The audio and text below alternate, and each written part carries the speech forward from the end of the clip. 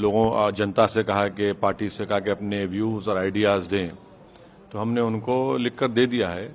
और हमने ये कहा है कि पहले तो लॉ कमीशन 22वें लॉ कमीशन को ये बताना चाहिए था कि यूनिफॉर्म सिविल कोड क्या है, वो नहीं बताते। और उसमें उन्होंने कोई कंसल्टेशन पेपर नहीं दिया, 21वां लॉ कमीशन का दिया।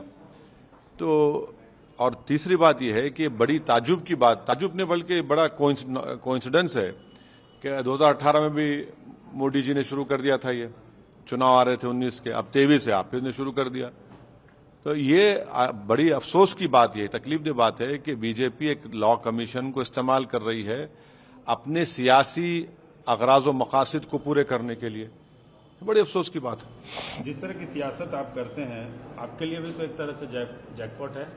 नहीं, मेरे चुनावी साल है। देखिए, अगर आप लॉ कमीशन के जरिए से आप अपने पॉलिटिसाइज और उसको पोलराइजेशन करना चाह रहे हैं देश में, तो ये तो सरकार कर रही है, मैं कहां कर रहा हूं उसमें, मेरा उसमें क्या इन्वॉल्वमेंट है।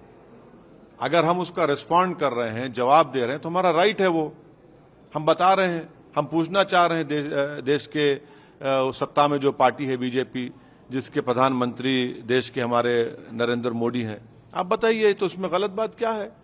कर तो ये रहे हैं ना, चीन बैठा हुआ है, उस पर बात नहीं करते। हम ऑयल रशिया से ले रहे हैं और चीन की करेंसी में उसको दे रहे हैं। हम चीन कब्जा करके बैठा है, हम चीन जो एशियन का बैंक है, सबसे ज्यादा लोन हम वहां से ले रहे हैं। मेक इन इंडिया बोल रहे हैं, चीन कब्जा करके बैठा है। इससे तवज्जो हटना चाहिए। बेरोजगारी उरूज पर है, महंगाई आसमानों को छू रही है। तो बीजेपी और नरेंद्र मोदी के लिए यही मसला है, इसको लगा दो सामने, उस पर बहस ही ना हो। लेकिन यूसीसी का जो सरकार की तरफ से तर्क दिया जा रहा है, जो उसका एक डिबेट होना चाहिए पार्लियामेंट में। आप लॉ कमीशन को आपने पत्र लिखा है, लिख दिया। पार्लियामेंट में आप लोगों की क्या रणनीति है, क्या नहीं, पार्लियामेंट में क्या होगा हमको नहीं मालूम ना। हमारी पार्टी का स्टैंड ये है, और जो शुरू से रहा है, हम यूनिफॉर्म सिविल कोड के खिलाफ रहे हैं। भारत के संविधान और आईन में ये एक ही तो डायरेक्टर प्रिंसिपल नहीं है। मोदी जी जो महिलाओं से बड़ा उनका वो मोहब्बत है, नरम दिल है, भाई शराब पे पाबंदी आयद क्यों नहीं करते? डायरेक्टर प्रिंसिपल में है, कर दीजिए ना।